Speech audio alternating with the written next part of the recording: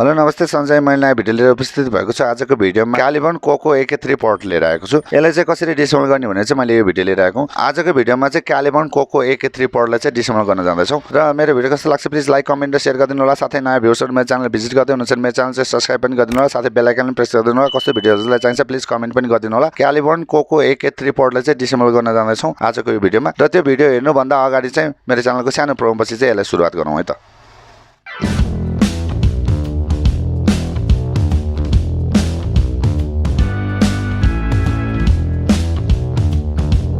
अब यसलाई हामीले डिसेम्बल गर्नुपर्ने हुन्छ।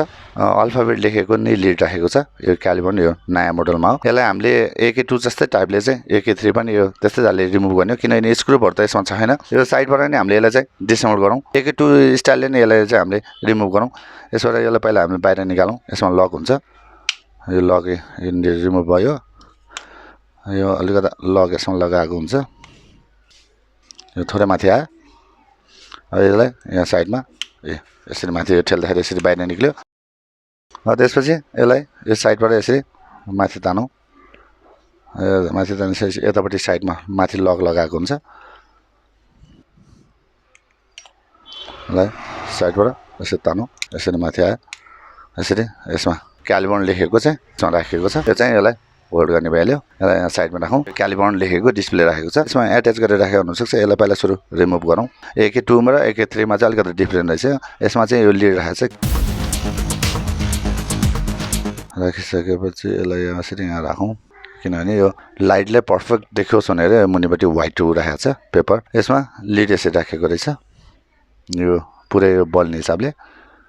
अब यति गरिसकेपछि यसलाई हामीले यसमा सबै लिक्विड छ। यो चाहिँ म्याक्सिमम यसमा चाहिँ प्रब्लम आएको चाहिँ अटो यो टर्न अन हुने हो र चाहिँ यो प्रब्लमको लागि आएको। तर यो पहिला सुरुमा चाहिँ यसलाई चाहिँ डिसेम्बल गर्दैछु। यो चाहिँ बेला बेलामा आफै टर्न अन हुन्छ।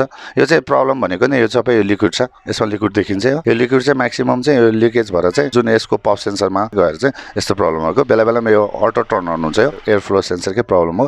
त्यो चेन्ज गरिसकेपछि यो सल्भ भइहाल्छ। तर यसलाई चाहिँ पहिला डिसेम्बल चाहिँ कसरी गर्ने भन्ने चाहिँ मैले यो भिडियो लिएर आएको। पहिला यसलाई हामी डिसेम्बल गरौँ। यसलाई कसरी चाहिँ यसलाई रिमुभ गर्ने हो हेरौँ। यसलाई चाहिँ हामीले क्लिन गरौँ।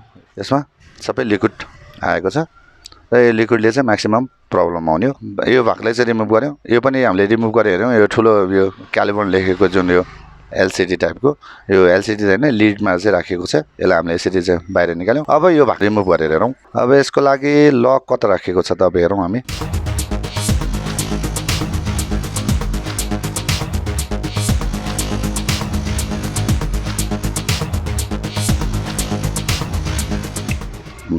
थोरै हामीले बाहिर निकाल्यौँ। यसलाई यहाँ माथि राखौँ। अब यसरी गरिसकेपछि यसलाई थोरै माथि यसरी तानौँ। यसरी यो जुन यो ओपनर लिएको छु मैले, यसले अलिक सजिलो हुन्छ।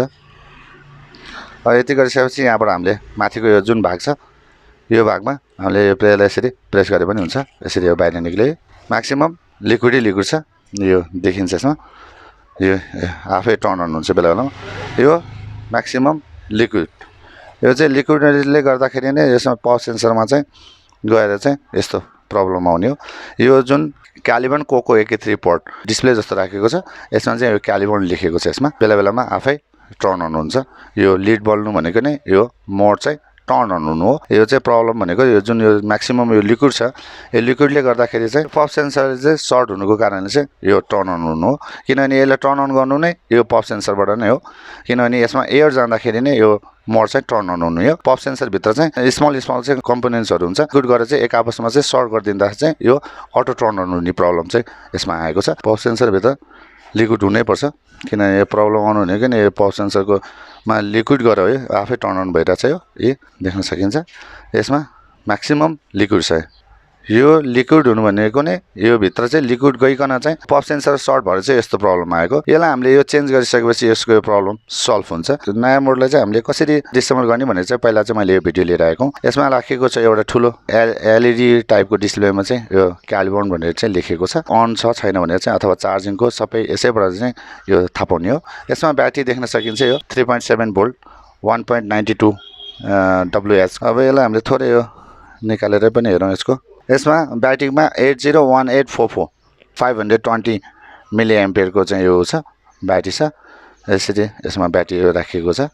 यो ब्याट्री सानो मोडमा भयो भने ब्याट्री चाहिँ ठुलै राखिएको छ क्यालिबर्न AK3 पडमा चाहिँ यो ब्याट्री लगाएको छ यसमा यो मोडल नम्बरको यो हेरिकन चेन्ज गर्न सकिन्छ लिड सरको चाहिँ LED राखेको छ यसमा इजी तरिकाले चाहिँ क्यालिबर्न AK3 पडलाई चाहिँ डिसेम्बल गर्न सक्छौं भन्दै मेरो भिडियो कस्तो लाग्छ प्लिज लाइक कमेन्ट र शेयर गरिदिनु होला साथै नयाँ भ्युअर्सहरु मेरो च्यानल भिजिट गर्दै हुनुहुन्छ मेरो च्यानल चाहिँ सब्स्क्राइब पनि गरिदिनु होला साथै बेल आइकन पनि प्रेस गरिदिनु होला कस्तो भिडियो हजुरलाई चाहिन्छ प्लिज कमेन्ट पनि गरिदिनु होला जुन आज चाहिँ मैले यो भिडियो क्यालिबर्न कोको AK3 पडलाई चाहिँ कसरी डिसेम्बल गर्ने भनेर चाहिँ मैले भिडियो लिएर आएको छु यसमा चाहिँ खास प्रब्लम भनेको चाहिँ यो चाहिँ अटो टर्न अन हुन्छ यो मोड चाहिँ र यो चाहिँ प्रब्लम भनेको लिक्विडले गरेर म्याक्सिमम यसमा चाहिँ लिक्विडै गर्छ लिक्विडको कारणले गर्दाखेरि चाहिँ यो पप सेन्सर सर्ट भएको कारणले चाहिँ यो अटो टर्न अन प्रब्लम आइरहेको छ पप सेन्स चेन्ज गर्यो भने यो प्रब्लम सल्भ भइहाल्छ यो चाहिँ कसरी चाहिँ डिसेम्बल गर्ने भनेर चाहिँ मैले यो भिडियो लिएर आएको थिएँ र हामीले यसलाई डिसेम्बल पनि गर्यौं भन्दै अर्को भिडियोमा चाँडो भेट्ने बाचा गर्दै यो भिडियोबाट चाहिँ म बिदा लिन चाहन्छु